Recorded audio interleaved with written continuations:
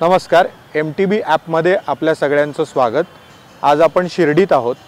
कोट्यावधी साई भक्तांचं श्रद्धास्थान असलेल्या या शिर्डीत आज आपल्यासोबत आहेत ज्येष्ठ अणुशास्त्रज्ञ व शिर्डी संस्थानचे नवनियुक्त अध्यक्ष श्री सुरेशजी हावरे. सुरेशजींनी या संस्थानाचा कारभार हातात घेतल्यानंतर आज त्याला 100 दिवस पूर्ण होत आहेत आणि त्यानिमित्ताने आज आपण त्यांच्याशी संवाद साधणार आहोत. सुरेशजी, तुमचं स्वागत. आमच्या वाचकांतर्फे, आमच्या व्ह्युअर्सतर्फे मी तुमचं स्वागत करतो. धन्यवाद. 100 दिवस आपल्या या सगळ्या कारकिर्दीला होत आहेत आणि तुम्ही काय सांगाल, तुम्हाला इथे पहिल्यांदा आलात तेव्हा काय जाणवलं?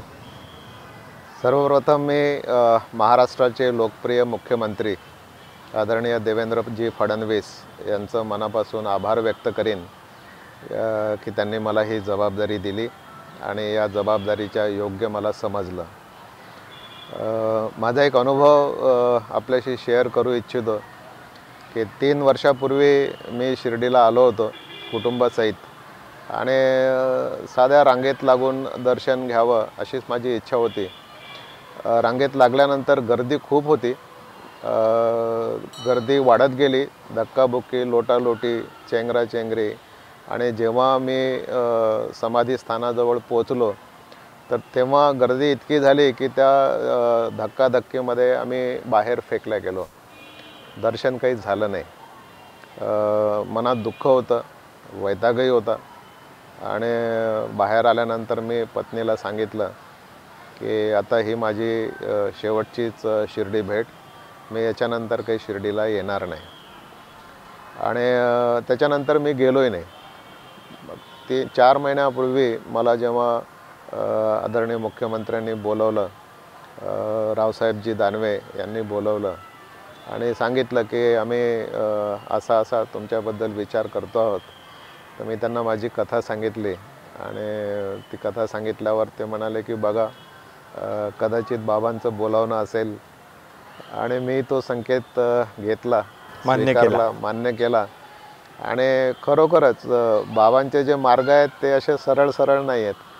मी इथे आल्यानंतर अनेकांनी मला असे अनुभव सांगितले की बाबांनी बोलवल्याशिवाय तुम्ही शिर्डीत येऊ शकत नाही आणि बाबांनी ठरवलं तर तुम्हाला ते मानावंच लागतं, असे मार्ग बाबांचे आहेत. त्यामुळे मी ते स्वीकारलं. आणि इथे आल्यानंतर माझ्या असं लक्षात आलं की हा खूप मोठा पसारा आहे. मंदिर तर एक आहे, दर्शन एक आहे, केवळ एवढंच नाही आहे, तर इथे 2 मोठे हॉस्पिटल्स चालतात. 550 बेडचे एक आहेत. एक जनरल हॉस्पिटल आहे, एक सुपर स्पेशालिटी हॉस्पिटल आहे. सुपर स्पेशालिटी हॉस्पिटलमध्ये सगळ्या प्रकारचे सर्जरीज आणि ऑपरेशन्स होतात. Heart, neurology, nephrology, urology, orthopaedics, स्पाईनचे आजार ऑपरेशन्स, गुडघ्याचे ऑपरेशन्स, हे सगळे आजार ऑपरेशन्स होतात. आणि ज्यांच्याकडे पिवळं आणि केशरी रेशन कार्ड असेल तर त्यांचे ऑपरेशन्स हे फ्री ऑफ कॉस्ट होतात. असे किती रुग्ण येत असतील? वर्षभरात जवळपास 5.5 लाख रुग्ण या सेवेचा लाभ घेतात. आणि सगळी गरीब, आर्थिकदृष्ट्या कमकुवत असलेली मंडळी. हो, अगदी. म्हणजे मी असं पाहिलं, विदर्भ, मराठवाडा, गडचिरोली अशा लांबून रुग्ण येतात. आणि याचा आता प्रचार प्रसार अगदी खालच्या पायरीवर जो आहे समाजातल्या आर्थिकदृष्ट्या, त्याच्यामध्ये बऱ्यापैकी झालेला आहे आणि त्याला ही माहिती झालेली आहे. याशिवाय इथे मोठं एक किचन आहे. किचनचा आपण पसारा पाहिला तर थक्क करणारा आहे. 50,000 ते 1 लाख लोक रोज प्रसादालयाचा लाभ घेतात, म्हणजे जेवण करतात. आपण आपल्या लग्नात एखाद्या 1000 लोकांची व्यवस्था केली तर तारांबळ उडून जाते. हजारो लोकांची व्यवस्था, लाखो लोकांची व्यवस्था. सोलर किचन हे या किचनचं मला वाटते वैशिष्ट्य आहे. सोलर ऑपरेटेड किचन आहे, त्याला नॅशनल अवॉर्ड मिळालेला आहे. आणि 24 तास चालणारं हे किचन आहे. फक्त रात्री 3 तास हे बंद असतं. पोळ्या बनवण्याची एक मशीन आहे, म्हणजे तासाला 20,000 पोळ्या ही मशीन बनवते. तासाला 20,000? तासाला 20,000 पोळ्या. म्हणजे एक पोळी बनवायला काहीतरी फ्रॅक्शन ऑफ ए सेकंद असा लागतो. एका सेकंदात 7-8 पोळ्या बनवून जातात. असा एवढा स्पीड त्या मशीनचा आहे. आणि हे सगळं मेकॅनाइज्ड किचन आहे. शाळा कॉलेज ITI इथे आहेत. 6,000 विद्यार्थी शिक्षण घेत आहेत. निवासाची व्यवस्था आहे. 20,000 लोक राहू शकतील एवढी मोठी निवासालयाची व्यवस्था आहे. 6,000 कर्मचारी आहेत मंदिराचे. आणि एवढा व्याप पाहिल्यानंतर मी सुद्धा थक्क झालो की हे मोठं एक चॅलेंज आहे, पण आपण हे स्वीकारलं पाहिजे. साधारण किती कर्मचारी आहेत आपल्या संस्थानात आज? एक 6,000 च्या जवळपास कर्मचारी. 6,000 कर्मचारी वेगवेगळ्या श्रेणीतले आपल्याकडे काम करतात. बरोबर बरोबर. म्हणजे एखाद्या मोठ्या कॉर्पोरेट स्ट्रक्चर सारखंच हे मंदिर आहे. अगदी अगदी. सुरेशजी, श्रद्धा आणि सबुरी हा बाबांचा मंत्र लोकप्रिय आहेच. श्रद्धा, सबुरी आणि सेवा असा एक नवीन मंत्र तुम्ही देऊ पाहताय. तो नेमका काय आहे? भक्तांना तुम्ही काय सांगू इच्छित आहे? नवीन आहे असं मला नाही वाटत. श्रद्धा सबुरी हा एक मंत्र बाबांनी आपल्याला दिलेला आहे. श्रद्धा आपली असली पाहिजे आणि वाट पाहण्याची साठी सबुरी पण असली पाहिजे. पण बाबांनी आपल्याला भक्तीचं एक तंत्र दिलेलं आहे आणि ते तंत्र जे आहे ते सेवेचं आहे. बाबांचं संपूर्ण चरित्र जर आपण पाहिलं तर 2 त्या चरित्राचे मुख्य अंग आपल्याला दिसतात. एक म्हणजे साई लीला आणि दुसरं साई सेवा. बाबांनी स्वतः आपल्या आयुष्यात रुग्णांची सेवा शुश्रूषा केलेली आहे. पेशंट्सला बरं केलेलं आहे. त्यांची औषध पाण्याची व्यवस्था केलेली आहे. जेवणाची व्यवस्था नसेल तर भीक मागून अन्न मिळवून ते दळलेलं आहे, त्याचं शिजवलेलं आहे आणि खायला दिलेलं आहे. सगळ्या प्रकारच्या व्यवस्था. मुलांचं संगोपन त्यांनी केलेलं आहे. वृक्षारोपणाचे कामं त्यांनी केलेले आहेत. तर हा जो आहे बाबांच्या चरित्राचा सेवेचा मोठा भाग आहे. आणि बरेचदा त्यांनी ज्या लीला केलेल्या आहेत, आता सगळीकडे इपिडेमिक पसरलं, रोगराई पसरली, तर यातून लोकांना वाचवण्यासाठी त्यांनी काही लीला केल्यात आणि त्याही मला असं वाटतं त्या लीलासुद्धा त्यांच्या सेवेसाठीच होत्या. तर सेवा हा बाबांच्या चरित्राचा एक गर्भितार्थ आहे आणि मुख्य अंग आहे असं मला वाटतं. आणि त्या अंगावर अधिक प्रकाश टाकण्याचा मी फक्त विचार केलेला आहे. श्रद्धा सबुरी हा जसा मंत्र बाबांनी दिला आहे तसा तंत्र जे दिलेलं आहे ते सेवेचं दिलेलं आहे. शिर्डी संस्थानला देणग्या देण्याची संख्या खूप मोठी आहे. हो. तुम्ही आर्थिक विषयांव्यतिरिक्त काही सेवेची मागणी करताय, काही ॲम्ब्युलन्सेस मागताय? हो. इथे येणारा भक्त जो आहे तो या भावनेनेच येतो की मला बाबांना काहीतरी द्यायचं आहे. बाबा न मागता त्याला देतात ही त्याची भावना आहे आणि म्हणून भक्ताची देण्याची इच्छा असते. तर समाजोपयोगी काय वस्तू आहेत हे त्याला सांगणं गरजेचं असते from organisation point of view. तर एक 500 ॲम्ब्युलन्स महाराष्ट्रातल्या ग्रामीण आणि दुर्गम भागात दिल्या पाहिजेत असा आम्ही विषय विश्वस्त व्यवस्थेमध्ये केला आणि भक्तांच्या माध्यमातून भक्तांना अपील करून आणि त्यांना सांगितलं की आपल्या प्रियजनांच्या स्मृतिप्रित्यर्थ एक ॲम्ब्युलन्स आपण मंदिराला भेट द्या आणि हे NGOच्या माध्यमातून आपण महाराष्ट्रभर त्याचं वाटप करू. तर भक्तांनी याचा खूप चांगला प्रतिसाद दिला. मला सांगताना आनंद होतो की जवळपास 250 ॲम्ब्युलन्स आत्तापर्यंत रेडी झालेल्या आहेत. देणारे भक्त रेडी आहेत. आणि आपण कोणाला देणार त्या? ह्या सगळ्या आपण NGOजला देणार. महाराष्ट्रभर दुर्गम भागातल्या NGOजला आपण इन्व्हाइट करणार त्यांच्याकडनं ॲप्लिकेशन्स. आणि ज्या रजिस्टर्ड आहेत, ज्या कॅपेबल आहेत त्या संस्था चालवण्याच्या, ज्या 25% of the cost of ambulance contribute करू शकतील, 75% भक्त करेल आणि 25% NGO कंट्रीब्यूट करेल. आणि याचे ऑपरेशन मेंटेनन्स याची जबाबदारी NGOकडे असेल. तर त्या भागात ती चालवू शकले पाहिजेत. आणि नंतर मग ह्या सगळ्या ॲम्ब्युलन्स आम्ही एका साई ॲपच्या माध्यमातून जोडणार. त्याचा एक कंट्रोल रूम शिर्डीमध्ये असणार. या सगळ्या ॲम्ब्युलन्सला GPS चिप मला वाटतं ॲप करणार हे पहिलंच मंदिर असेल जे अशा प्रकारे ॲपची व्यवस्था करेल. हो. आणि GPS चिप सगळ्या ॲम्ब्युलन्सला असेल आणि ह्या सगळ्या जोडल्या जातील. ॲप जसं आता उबर टॅक्सीचा ॲप आपण पाहिलं तर आपल्या आजूबाजूला किती टॅक्सीज आहेत आपल्याला कळतं. तसंच साई ॲम्ब्युलन्स आपल्या जवळ कोणती आहे, किती दूर आहे, कोणती आपल्याला बोलवता येईल. तर ॲम्ब्युलन्सशिवाय एकही माणूस राहिला नाही ज्याला हॉस्पिटलपर्यंत पोचता आलं नाही, रुग्णसेवेचा लाभ घेता आला नाही. असा महाराष्ट्रात राहू नये या हेतूने आम्ही हे डेव्हलप केलेलं आहे. जे आर्थिकदृष्ट्या काही करू शकत नाही त्यांना इथे शिर्डीत येऊन काही सेवा करण्याची संधी आपण देताय. हो, अशा बऱ्याच प्रकारच्या संधी शिर्डीमध्ये उपलब्ध आहेत. वृक्षारोपणाची संधी आहे. ग्रीन शिर्डी हा एक प्रोजेक्ट आम्ही घेतलेला आहे. हॉस्पिटल्स इथे 2 चालतात मोठ्या प्रमाणात. हॉस्पिटलमध्ये काही देणगी द्यायची असेल वस्तुरूपात ती मशिनरीच्या रूपात आपण देऊ शकतो, किंवा डॉक्टर्स असतील तर ते आपली वैद्यकीय सेवा हॉस्पिटलला ऑनररी स्वरूपात देऊ शकतात. ऑनररी डॉक्टर्सचं एक पॅनलही आम्ही तयार केलेलं आहे. शाळा कॉलेजेसचे चालतात. IIT बद्दल मी आपल्याला सांगू इच्छितो की ITI तर इतकी सुंदर आहे की याच्या सर्व ॲडमिशन्स ह्या ऑनलाईन होतात आणि 450 विद्यार्थी असलेली 11 ट्रेड्स असलेली ह्या ITI आहे. आणि या ITIच्या प्लेसमेंटचा रेकॉर्ड जो आहे तो 90% पर्यंत आहे. अच्छा, म्हणजे 90% मुलांना नोकऱ्या लागतात किंवा त्यांचे उद्योग उभे राहतात असं तुम्हाला म्हणायचं? हो, 90% पर्यंत मुलांना नोकऱ्या लागतात. स्किल इंडियाला जोडता येऊ शकतं. येस येस येस म्हणजे हे सेंटर जे आहे हे स्किल इंडियाचं खूप चांगलं सेंटर आहे. आणि देशभरातून या ITIचा रेकॉर्ड पण आहे की देशभरात पहिल्या क्रमांकावर ही गेल्या 9 वर्षापर्यंत राहिलेली आहे स्किल डेव्हलपमेंट या क्षेत्रामध्ये. आणि जे उद्योजक भक्त आहेत तेही नोकऱ्या देतात इथे शिकलेल्या विद्यार्थी? हो, मुख्यतः तेच भक्त येतात. ज्यांच्या इंडस्ट्रीज आहेत ते या प्लेसमेंटसाठी येतात आणि विद्यार्थ्यांना नोकऱ्यांसाठी. मग मंदिर समाजासाठी काय करू शकतं त्याचं वेगळं उदाहरण आहे असं नाही वाटत? अगदी बरोबर. मंदिर हे समाजाचं केंद्र आहे आणि समाजाला हितकारक, समाजाला पूरक आणि सगळे सामाजिक जाणीवा प्रगल्भ असलेलं असं हे केंद्र आहे, असं हे खरं आहे. एक मजेशीर संकेत म्हणूया की ज्या शिर्डीत आपण आता मुलाखत करतोय त्या शिर्डीतल्या संपूर्ण गावात आता 12 वाजताची आरती वाजायला सुरुवात झाली आहे.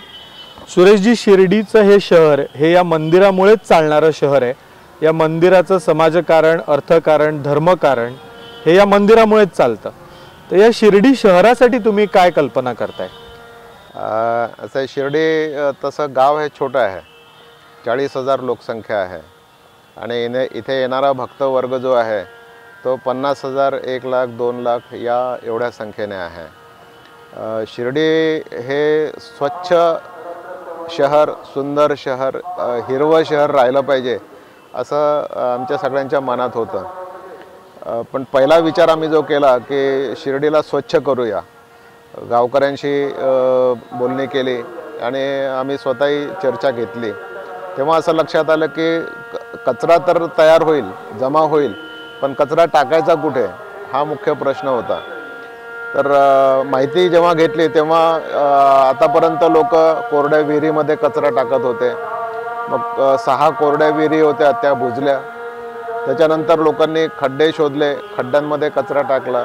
आता खड्डेही सगळे बुजलेले आहेत आणि आता प्रश्न असा निर्माण झालेला आहे की आता कचरा टाकणार कुठे. मग रात्रीच्या अंधारात कुठेतरी कचरा नेऊन टाकायचा एवढाच एक मार्ग आता शिल्लक राहिलेला आहे. म्हणून आमच्या मनात असं आलं की आता याला काहीतरी टेक्नॉलॉजिकल सोल्युशन काढलं पाहिजे. सॉलिड वेस्ट मॅनेजमेंट हे त्याच्यावर सोल्युशन असू शकतं आणि म्हणून या टेक्नॉलॉजीचा शोध घेणं आम्ही सुरू केलं. आता यातही अनेक मार्ग आहेत. कोणी त्यात असणाऱ्या प्लास्टिकचं ऑइलमध्ये कन्वर्ट करतं आणि ऑइल विकून अनेक प्रयोग त्याचे चालू आहेत. कोणी विटा तयार करतं, कोणी इन्सिनरेशनच्या माध्यमातून त्याची राख करतं, कोणी फ्युएल पॅड्स त्याचे तयार करतं. पण एक आधुनिक प्रकार मी सोलापूरला बघितला. तिथे 400 टन. सोलापूरला कोण करताय तो? हे सोलापूर महानगरपालिका करते आहे आणि 400 टन पर डे कॅपॅसिटीचा हा प्लांट आहे. याच्यामध्ये सगळा कचरा एकत्रच गोळा केला जातो, सेग्रिगेशन करण्याची गरज नाही आणि तो एका मशीनमध्ये टाकून त्याचं श्रेडिंग केलं जातं. बारीक बारीक तुकडे होतात. मग त्यातून प्लास्टिक वेगळं काढलं जातं, लोखंड मॅग्नेटिक वापरून वेगळं काढलं जातं. तर राहिलेलं बायोडिग्रेडेबल मटेरियल हे बायोगॅस प्लांटमध्ये टाकलं की त्यातून खत निर्माण होतं आणि गॅस निर्माण होतं.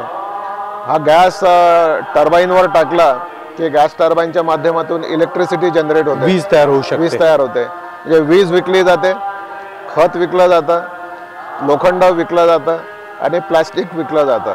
म्हणजे हा जर प्रकल्प कार्यान्वित झाला हो. तर मंदिरासाठी लागणारी सगळी वीज आपणच तयार करू शकू असं वाटतं? नाही, एवढ्या मोठ्या प्रमाणात नाही होणार वीज यातून निर्माण, कारण जेवढा मोठा प्लांट असेल त्या प्रमाणात वीज निर्माण होईल. मंदिराची रिक्वायरमेंट 8 मेगावॉटची आहे. यातून झाला तर 1.3-1.4 मेगावॉट वीज निर्मिती होईल. पण मुख्यतः वीज निर्मितीसाठी नसून कचऱ्याची विल्हेवाट लावण्यासाठी हा खूप चांगला आणि इकॉनॉमिकल व्हायबल प्रकल्प आहे असं मला वाटतं. म्हणजे माझं एक नेहमी थिंकिंग असं होतं की garbage should become asset, not a liability. याचं जे इकॉनॉमिक्स मी पाहिलं तर तेव्हा असं लक्षात आलं की हा सगळा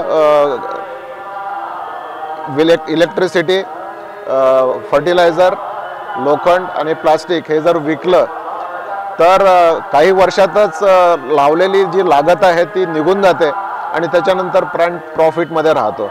असं एका कंपनीशी मी बोलणं पण केलेलं आहे आणि शिर्डीत लवकरच 20 टन पर डे कॅपॅसिटीचा प्लांट आम्ही इन्स्टॉल करणार आणि क्लीन शिर्डी हे स्वप्न साकार करणार. हरित शिर्डीचा उल्लेख मगाशी तुम्ही केला होता. हो, शिर्डी तशी रखरखीत आहे. एकदा क्लीन झाली की मग रस्त्याचे दुभाजक आणि जे सर्कल्स आहेत या सगळ्यांना सुशोभीकरणाच्या माध्यमातून, झाडं लावण्याच्या माध्यमातून त्याला ग्रीन करणार. शिर्डीत सगळीकडे वृक्षारोपण करणार. इवन मुंबई ते शिर्डी, नाशिक ते शिर्डी, पुणे ते शिर्डी येणारे जे पालखी मार्ग आहेत हे ग्रीन करायचे आम्ही विचार केलेला आहे.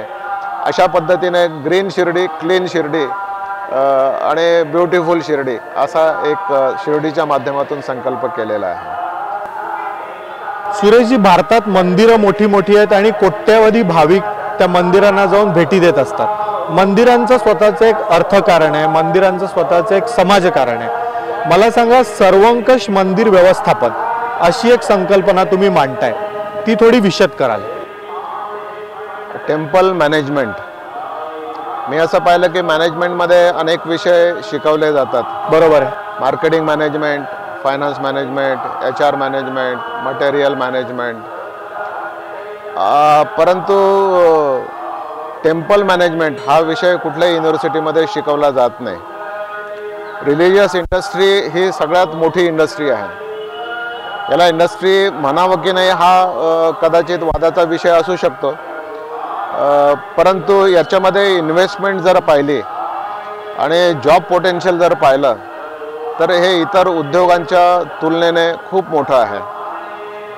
लाखो मंदिरं आणि करोडोंची त्याच्यामध्ये येणाऱ्या देणग्या, भक्तांची करोडोंची संख्या आणि याच्यात होणारी उलाढाल ही जर आपण लक्षात घेतली तर मला असं वाटतंय की मंदिरांना सगळ्यात मोठी कमी जर कोणत्या गोष्टीची असेल तर ती मॅनेजमेंटची आहे. मिसमॅनेजमेंट हा एक स्थायीभाव मंदिरांचा झालेला आहे. मांढरादेवी सारख्या दुर्दैवी घटना सुद्धा झाल्यात. बरोबर बरोबर. चेंगराचेंगरी का होते, क्राऊड मॅनेजमेंट सिस्टम्स का नसतात, डिझास्टर मॅनेजमेंट सिस्टम्स का नसतात, भक्तांची दर्शनाची व्यवस्था का नसते, अशा सगळ्या मॅनेजमेंटच्या व्यवस्था जर असल्या तर मला असं वाटतंय की मंदिर हे सुखकर आणि मनाला आनंद देणारं, प्रसन्नता देणारं असं एक केंद्र बनेल. आता एक साध्या गोष्टी मी ऑब्झर्व केल्या.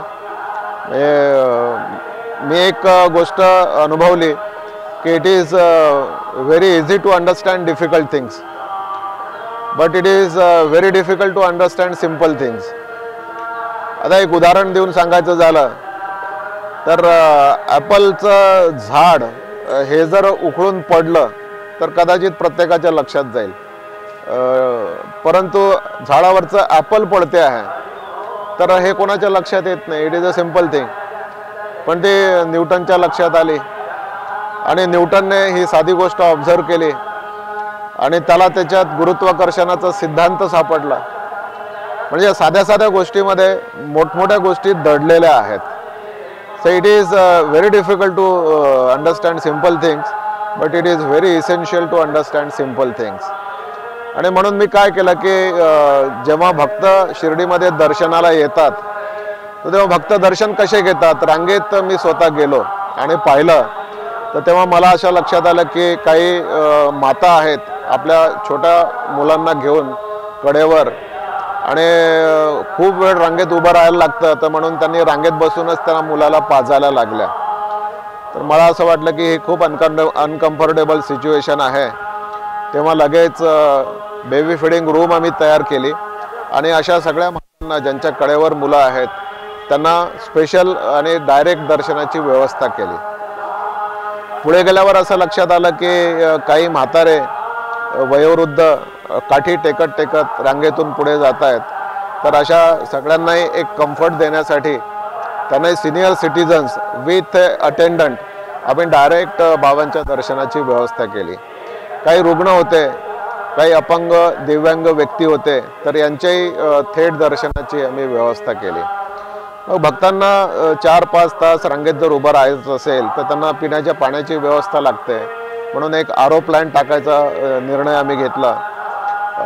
चहा कॉफी विकल्या जायची, तर ती चहा कॉफी दूध आणि बिस्किट सर्व भक्तांना मोफत मिळेल अशी व्यवस्था आम्ही त्या ठिकाणी केली.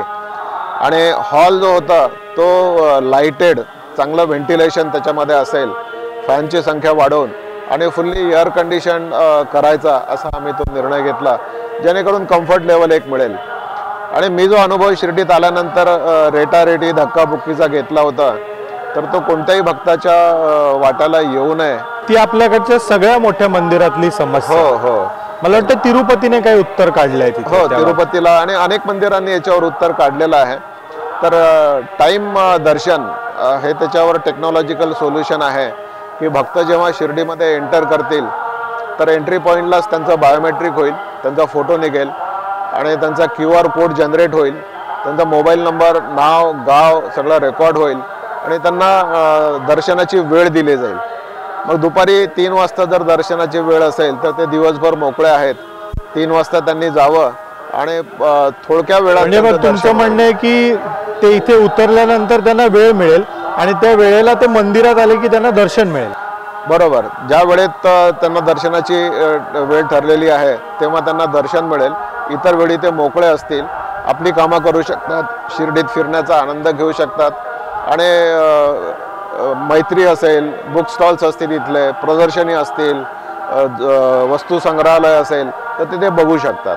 टेम्पल मॅनेजमेंटशीच असोसिएटेड जो विषय माझ्या लक्षात आला तो असा आहे की आज टेम्पल मॅनेजमेंट म्हटलं की पूजा, आरती, तिथला विधी, खूप गरजा आहेत, निरनिराळ्या खूप गरजा आहेत, पोथी आहेत. बरोबर, अगदी बॅचेस आहेत, बिल्ले आहेत, लॉकेट्स आहेत, पेन आहे, विभूती आहे, प्रसाद आहे, प्रसादाचं पूजेचं साहित्य आहे, विधीचं साहित्य आहे. तर हे असे सगळे उद्योग तर त्याच्यात आहेतच, पण पुजारी लागतो, पुजारी निर्माण करावा लागतो. तर आज पुजारी निर्माण करण्याचे ट्रेनिंग सेंटर्स फार कमी झालेत. त्याला कारण असं आहे की पुजाऱ्याच्या मुलाला पुजारी व्हायचं नाही आहे, त्याला प्रतिष्ठा वाटत नाही, त्याला त्याच्यात प्रतिष्ठा नाही आहे, त्याला ग्लॅमर नाही आहे. सस्टेनन्स आहे, त्याचा उदरनिर्वाह होईल एवढी किंवा याच्यापेक्षा जास्त कमाई त्याच्यात आहे. आज पूजा करायला शहरामध्ये आणि खेड्यामध्ये पण पुजारी मिळत नाहीत, पण त्याला ग्लॅमर देण्याची आवश्यकता आहे. म्हणजे तो टेम्पल मॅनेजर जर असेल तर त्याला एक ग्लॅमर असेल, एक स्टॅटस असेल. दुसरी गोष्ट अशी आहे की पुजाऱ्याला कोणी लग्नाला मागणी घालत नाही. म्हणजे एक तो जर पिऊन झाला तर त्याचं लग्न लवकर होतं, पुजारी झाला तर लग्न लवकर होत नाही. ही सामाजिक अवस्था आहे. आणि तोच जर त्याला टेम्पल मॅनेजर केलं, टेम्पल मॅनेजमेंट शिकून जर तो आलेला असेल तर मला वाटतं त्याला ग्लॅमर मिळेल, त्याला. तुम्हाला वाटतं याच्यासाठी सिलेबस सुद्धा तयार केला पाहिजे, विद्यापीठ आलं पाहिजे? अगदी बरोबर, याच्यासाठी सिलेबस तयार केलं पाहिजे आणि मोठा त्याचा विषय तो तयार केला पाहिजे आणि युनिव्हर्सिटीने हा टेम्पल मॅनेजमेंट विषय घेतला पाहिजे. मग टेम्पल मॅनेजमेंटमधून MBA शिकून बाहेर पडलेले विद्यार्थी जे आहेत, अशा लाखो हजारो टेम्पल्समध्ये मॅनेजर म्हणून ते लागू शकतात. कारण देणग्यांचं फायनान्स मॅनेजमेंट हा सुद्धा एक विषय आहे. तिथे बँकिंग आहे, अकाउंटिंग आहे, फायनान्सिंग आहे. HR मॅनेजमेंटसुद्धा तिथे आणि आहे. या सगळ्या गोष्टी नीट केल्या जात नाही म्हणून पुन्हा आपल्या मंदिरांकडे संशयाने पाहिलं जातं. खरी गोष्ट आहे. म्हणजे मंदिराचं व्यवस्थापन जर नीट झालं, मार्केटिंगचा हा एक मोठा भाग आहे, मंदिराचे प्रचार प्रसिद्धी. आता एखादा थॉट असेल तर तो प्रचार त्याचा करावा लागतो. जसं साई फिलॉसॉफी आहे त्याचा प्रचार करावा लागतो. बरोबर आहे. तर मार्केटिंगचा भाग मोठा त्याच्यामध्ये असतो. तर असं बऱ्याच प्रकारचं मॅनेजमेंट याच्यामध्ये जुळलेलं आहे आणि म्हणून टेम्पल मॅनेजमेंट हा एक अत्यंत महत्त्वाचा विषय आहे आणि युनिव्हर्सिटीजने हा घेतला पाहिजे असं आपण कुठल्या विद्यापीठांशी बोलताय त्यासाठी? अमरावती विद्यापीठाच्या व्हाईस चान्सलरशी मी बोलणं केलं आणि त्यांना तो विषय खूप आवडला. ते असं म्हणाले की मला जरा हा विषय डेव्हलप करून द्या. आणि मुंबई पुणे विद्यापीठाच्या व्हाईस चान्सलरशी बोलण्याचाही माझा विचार आहे आणि प्रयत्न आहे. त्यांच्याशी मी लवकरच बोलेल.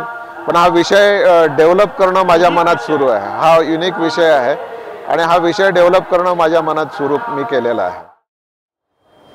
मंदिरानंतर शिर्डीच्या श्री साई प्रसादालयाकडे आपण आलेलो आहोत. सोलार एनर्जीच्या मदतीने चालवलं जाणारं सगळ्यात मोठं किचन कदाचित देशातलं हे असावं. इथे सोलारच्या साहाय्याने अन्न शिजवलं जातं आणि सुमारे 50,000 लोकांना इथे प्रसाद दररोज दिला जातो. आपल्या मुलाखतीचा पुढचा भाग हा आज आपण इथे करणार आहोत. सुरेशजी, तुम्ही अणुशास्त्रज्ञ आहात. तुमच्या व्यावसायिक करिअरची सुरुवात म्हणूया तुम्ही एक शास्त्रज्ञ म्हणून केली आणि आज तुम्ही एका आध्यात्मिक संस्थेच्या, एका खूप मोठ्या आध्यात्मिक संस्थेच्या प्रमुख पदावर विराजमान झालेला आहात. तर ही अध्यात्म, विज्ञान, शास्त्रीय दृष्टिकोन ही सांगड तुम्ही कशी घालता? असं आहे, अध्यात्म समजून घेणं फार महत्त्वाचं आहे. कारण सायन्सचा आपण विचार केला तर science talks about external things. बाह्य गोष्टींबद्दल सायन्स बोलतं आणि त्याच्यावर फोकस करतं. म्हणजे उदाहरणार्थ मटेरियल, गॅजेट्स, मशिनरीज, प्रॉडक्ट्स, ह्या बाह्य जगतातल्या गोष्टी ज्या आहेत आणि ज्या मटेरियलिस्टिक गोष्टी आहेत याच्यावर सायन्स फोकस करतं. सायन्समुळे आपल्याला भौतिक सुख प्राप्त झालेलं आहे, मटेरियल प्रोग्रेस हा झालेला आहे, हे निश्चित आहे. बरोबर. पण ॲट द सेम टाईम अध्यात्माचा जर आपण विचार केला तर अध्यात्म talks about your internal progress. Material गोष्टी मिळवल्यानंतर अध्यात्माची आतून एक गरज वाटायला लागते. तसंही आहे असं एक्झॅक्टली मला नाही वाटत. परंतु जोपर्यंत आध्यात्मिक बैठक माणसाची नीट बसलेली नसेल तोपर्यंत मटेरियल प्रोग्रेसलाही काही अर्थ उरत नाही. मटेरियल प्रोग्रेस केवळ एकांगी असून, तर म्हणजे हे दोन हात आहेत माणसाचे, एक हात सुजलेला आहे आणि एक हात बारका आहे, तर हे इंटिग्रल आणि प्रॉपर ग्रोथ आहे असं वाटणार नाही. म्हणून दोन्ही अंग चांगले मजबूत असले पाहिजेत आणि आध्यात्मिक बैठक त्यातल्या त्यात मजबूत असणं हे अत्यंत आवश्यक आहे माणसाच्या स्टॅबिलिटीसाठी, त्याच्या प्रोग्रेससाठी. कारण माणसाला धक्के जे एक्सटर्नल वर्ल्डमध्ये बसतात तर हे एक्सटर्नल वर्ल्डमधले धक्के सहन करण्याची ताकद इंटरनल वर्ल्डमध्येच असते. बरोबर आहे. आणि इंटरनल वर्ल्ड जर स्ट्रॉंग नसेल तर माणसं आयुष्यातून उठून जातात. तर this is about science and spirituality, म्हणजे माझं जे ढोबळ मत आहे.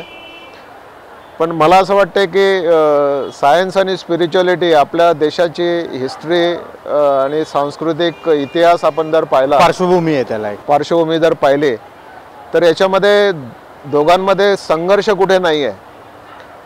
दोघे एकमेकाचे कॉम्प्लिमेंटरी आहेत, पूरक आहेत. दोघांनी एकमेकांना मदत केलेली आहे.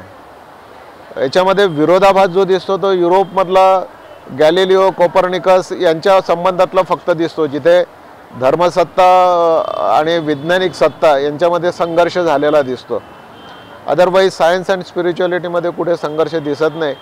सायन्स अँड स्पिरिच्युअलिटी ह्या दोन्ही एकमेकाला कॉम्प्लिमेंटरी आहेत असं मला वाटतं. आणि स्पिरिच्युअल बेस माणसाचा स्ट्रॉंग असेल तर तुमच्या फिजिकल प्रोग्रेसला एक आणखी उंची मिळू शकते असं मला वाटतं. आणि म्हणून स्पिरिच्युअल बेस स्ट्रॉंग असणं गरजेचं आहे. सुरेशजी, साईंनी समाधी घेतल्याचं शताब्दी वर्ष पुढच्या वर्षी सुरू होईल आणि भक्तांना आस्था असेल, काही नाही काही उपक्रम या ठिकाणी राबवले जातील. भरपूर उपक्रमांची रेलचेल तुम्ही करू इच्छित आहे, त्याबद्दल काही माहिती सांगाल का? बरोबर. बघा, साई मुवमेंटचा मी जेव्हा विचार करतो तेव्हा माझं असं लक्षात येतं की Sai movement is the largest movement in the world. म्हणजे if you consider any contemporary of Saibaba, त्यांचे समकालीन संत जर आपण पाहिले तर इतका त्यांचा प्रचार प्रसार आणि विस्तार आपल्याला दिसत नाही जेवढा साईबाबांच्या कार्याचा दिसतोय. आणि शिष्य परंपरा नसताना बरोबर,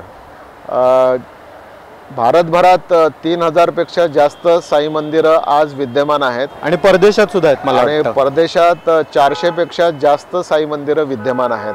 कुठे कुठे आहेत? म्हणजे अमेरिकेमध्ये 20 साई मंदिरं आहेत, इंग्लंडमध्ये 5 साई मंदिरं आहेत, जर्मनीमध्ये आहेत, साऊथ आफ्रिकेमध्ये आहेत, जपानमध्ये आहेत, ऑस्ट्रेलियामध्ये आहेत, न्यूझीलंडमध्ये आहेत, दुबईमध्ये आहे, सिंगापूरमध्ये आहे, युरोपमध्ये अनेक देशामध्ये साई मंदिरं आहेत.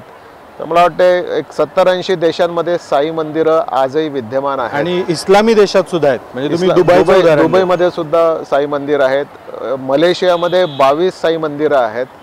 तर असे जगभर साई मंदिरं पसरलेले आहेत. दुसरं एक वैशिष्ट्य असं दिसते की या साई मुवमेंटचा कोणी मूवर नाही आहे. म्हणजे एखादा व्यक्ती शिर्डीमधून निघाला आणि सगळ्या जगभर फिरला आणि त्याने साई फिलॉसॉफी, साई भक्ती याचा प्रचार प्रसार केला असं कोणी दिसत नाही. तर मग ही कोणी पसरवलेली आहे? तर ही साईबाबांनी जी वेगवेगळ्या लोकांना प्रेरणा दिलेली आहे, अनुभूती दिली, दृष्टांत दिला, इन्स्पिरेशन दिलं, त्यातून हे साई भक्ती याचा विस्तार इतका झालेला दिसतोय. तर आम्ही असा विचार केला की जगभरात ही जी साई सृष्टी पसरलेली आहे, साई भक्त पसरलेले आहेत, यांना एकत्र केलं पाहिजे, यांचं नेटवर्किंग केलं पाहिजे. आणि शिर्डीचं साई मंदिर, साई संस्थान हे या सगळ्यांचं केंद्र आहे, एक फोकल पॉईंट आहे, एक पॉवर हाऊस आहे असं सगळ्यांची मान्यता आहे. त्याच्यामुळे एक ग्लोबल साई टेम्पल समिट आम्ही शिर्डीमध्ये ठेवलं. 2 ऑब्जेक्टिव्ह याच्यामध्ये होते. एक तर सगळा साई परिवार जो आहे हा इंटिग्रेट करणे, त्याचं नेटवर्किंग करणे. आणि दुसरा ऑब्जेक्टिव्ह असा होता की साई बाबांची समाधी शताब्दी 2018ला येते आहे. तर 17-18 हे वर्ष जे असेल ते समाधी शताब्दी वर्ष असेल. आणि हे समाधी शताब्दी वर्ष जगभर कशा पद्धतीने साजरं केलं जावं, शिर्डीत कसं साजरं केलं जावं याचा विचार विनिमय करणे हा एक दुसरा भाग त्याच्यामध्ये होता. आता शिर्डीमध्ये जसं आपण पाहिलं की केवळ मंदिर आणि दर्शन असं नाही आहे, तर इथे 2 मोठे हॉस्पिटल्स चालतात, प्रसादालय आहे, सोलर ऑपरेटेड किचन आहे, ITI आहे, शाळा आहे, कॉलेज आहे, असा सगळा मोठा सेवेचा विस्तार आहे. यासोबतच साई मंदिराच्या व्यतिरिक्त अनेक केंद्र जे एंटरटेनमेंटचे असतील, एज्युकेशनचे असतील, डेव्होशन आणि डेडिकेशनचे असतील, असे केंद्र उभारण्याचा इथला प्रकल्प आम्ही लक्षात घेतलेला आहे. त्याच्यामध्ये साई सृष्टी प्रकल्प एक असेल, ज्याच्यामध्ये साई चरित्रातले अनेक अंग चलचित्राच्या आणि लाईट अँड साऊंड म्युझिकच्या माध्यमातून भक्तांसमोर प्रेझेंट केले जातील. अच्छा.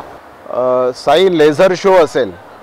म्हणजे आपण सिंगापूरला जर गेलो, सेंटोसा आयलंडला आपण लेझर शो बघितला, पाण्यावर लेझर, पाण्याचा एक फवारा तयार करून, पाण्याच्या कर्टेन तयार करून त्याच्यावरती लेझरच्या माध्यमातून साई चरित्रातले काही भाग प्रदर्शित करणे, असा एक, आणि 5000 लोक एका वेळी बघू शकतील असा एक आधुनिक साई लेझर शो असेल. त्या ठिकाणी स्टार गेझिंग गॅलरी, विद्यार्थ्यांसाठी सायंटिफिक दृष्टिकोन वाढवण्यासाठी रात्रीच्या वेळी त्या आकाशात वेगवेगळे स्टार्स, गॅलेक्सीज बघू शकतील.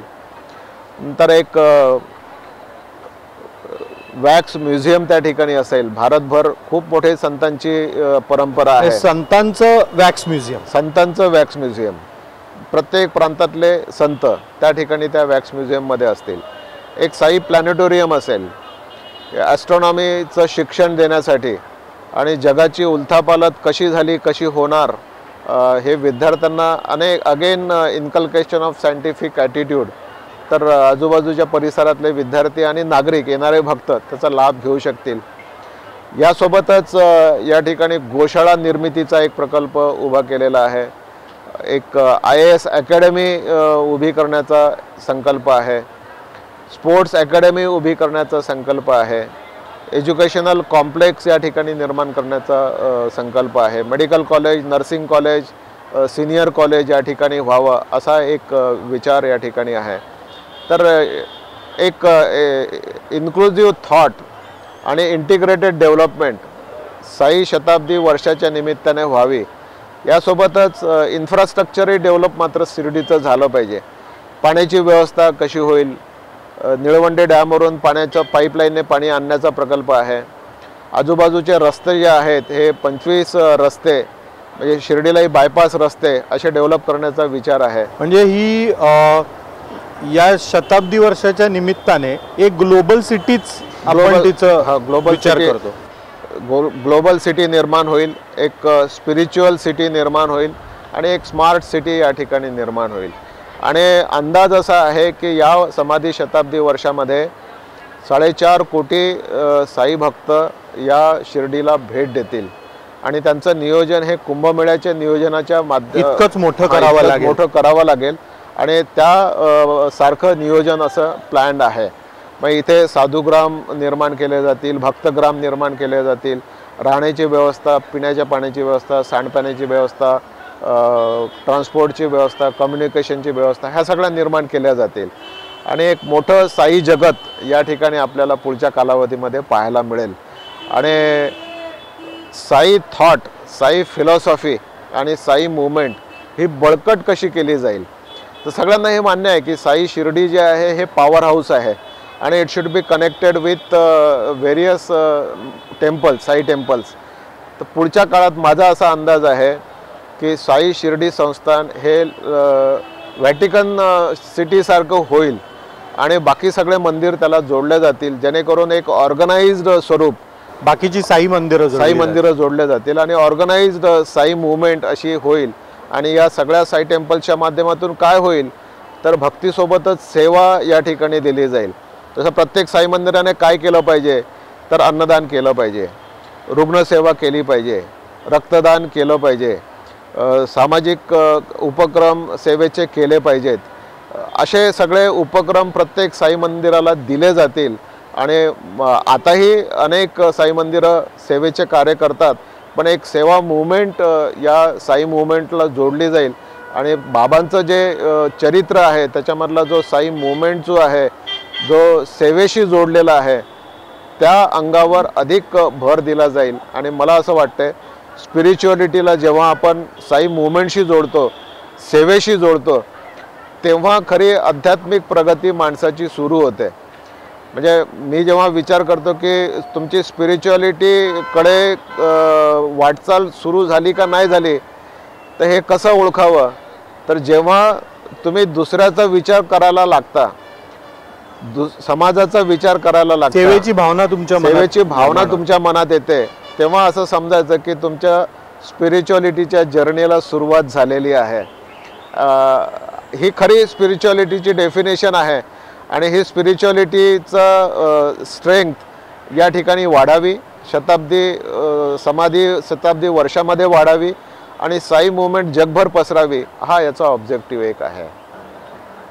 सुरेशजी खूप खूप धन्यवाद. एका खूप मोठ्या काय म्हणूया आपण महाप्रकल्पाला तुम्ही हात घातलाय आणि तुमची व्यस्तता इथे जाणवण्यासारखी आहे. तरीसुद्धा तुम्ही मुंबई तरुण भारतच्या MTB ॲपच्या या सगळ्या वाचकांसाठी, व्ह्युअर्ससाठी वेळ दिलात, त्याबद्दल मी तुमचे खूप आभार मानतो. यापुढेही आपण भेटत राहू अशाच प्रकारे. धन्यवाद. मला आनंद आहे.